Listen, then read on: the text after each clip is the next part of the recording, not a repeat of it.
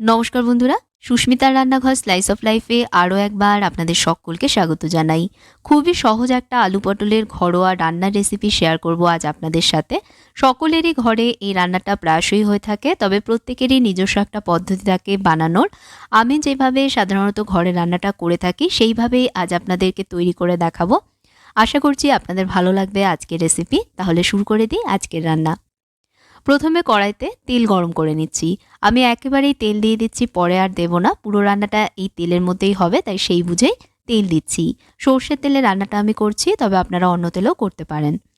তেল গরম হয়ে গেলেই আঁচ কমিয়ে দিয়ে তেলের মধ্যে দিয়ে দিচ্ছি 1/4 টিস্পুন হলুদ গুঁড়ো আর 1/2 টিস্পুন নুন। তেলের সাথে নুন হলুদ মিশিয়ে নিচ্ছি।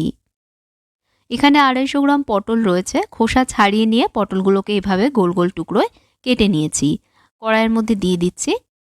এখন পটলগুলোকে ভেজে নেব। কড়াইতে ঢাকনা চাপা দিয়ে বেশি আঁচেই আমি পটলের টুকরোগুলো ভেজে নিচ্ছি।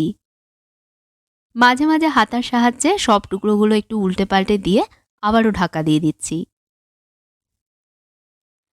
পটলের রং চলে এসেছে, পটলগুলো আমার ভাজা হয়ে গেছে। ভাজা পটলের খুব সুন্দর গন্ধও ছেড়েছে। এখন এগুলোকে কড়াই থেকে অন্য একটা পাত্রে তুলে নিচ্ছি। কড়াইতে দিয়ে দিচ্ছি ডুমো ডুমো করে কেটে নেওয়া দুটো মাঝারি মাপের আলু। খোসা ছাড়িয়ে নিয়ে এভাবে আলুগুলোকে কেটে নিয়েছি। এবার আলুর টুকরোগুলো একইভাবে ভেজে নিচ্ছি। কড়াইতে ঢাকনা চাপা দিয়ে বেশি থেকে মাঝারি আঁচে ভেজে নেব। সোনালি রং করে আলুগুলোকেও আমি ভেজে নিয়েছি। এখন ভাজা আলুগুলোকেও কড়াই থেকে তুলে নিচ্ছি।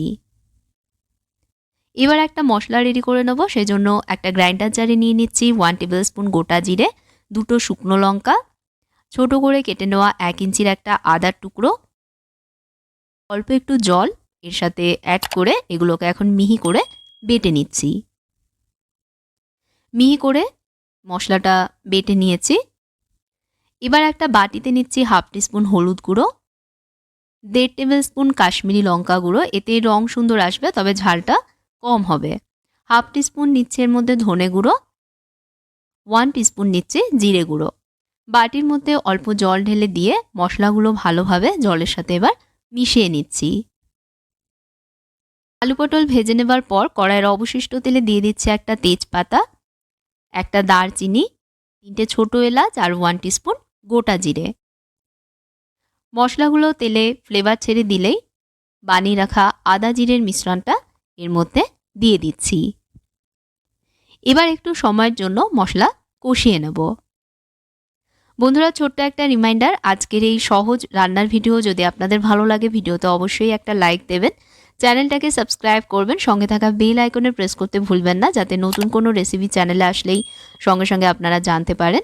আর যদি ফেসবুক পেজে দেখেন পেজটাকে ফলো করে নেবেন। 1-2 মিনিট মশলা কষিয়ে নিয়েই দিয়ে দিচ্ছি এর মধ্যে ছোট করে কেটে নেওয়া মাঝারি মাপের একটা টমেটো। টমেটোর মধ্যে অল্প নুন দিয়ে টমেটো ভেজে নেব। টমেটোর কাঁচা ভাব না যাওয়া অবধি ভেজে নিচ্ছি। 1-2 মিনিট ভেজেছি, টমেটোর কাঁচা ভাব চলে গেছে। এবার বানিয়ে রাখা গুঁড়ো মশলার মিশ্রণটা এর মধ্যে দিয়ে দিচ্ছি। বাটিতে লেগে থাকা মশলা ধুয়ে এর মধ্যে আরও একটু জল দিয়ে দিচ্ছি। এর সাথে দিচ্ছি এর মধ্যে 4টে চেরা কাঁচা লঙ্কা। এবার কড়াইতে ঢাকা দিয়ে লো মিডিয়াম আঁচে মশলাটা কষিয়ে নেব।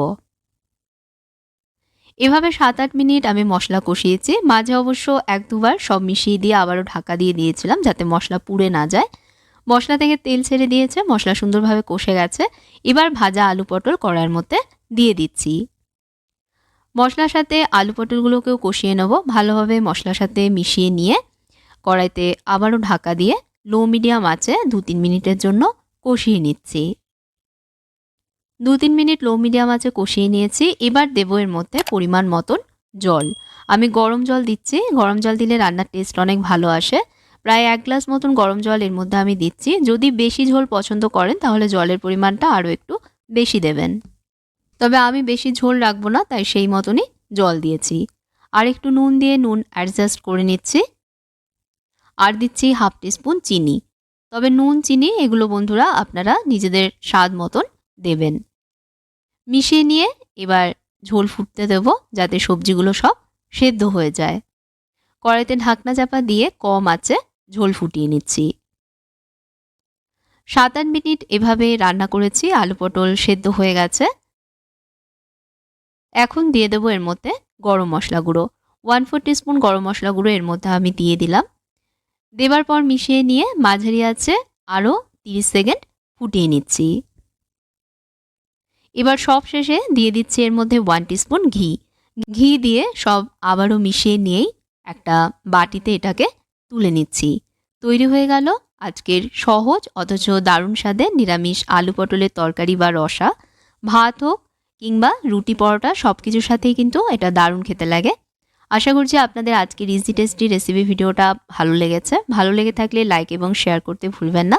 আমার চ্যানেলটাকে অবশ্যই সাবস্ক্রাইব করবেন, কমেন্টস করে জানাবেন আপনাদের মূল্যবান মতামত, আর ফেসবুক পেজে আমাকে ফলো করে নেবেন। তাহলে আজকের মতন বিদায় নিচ্ছি।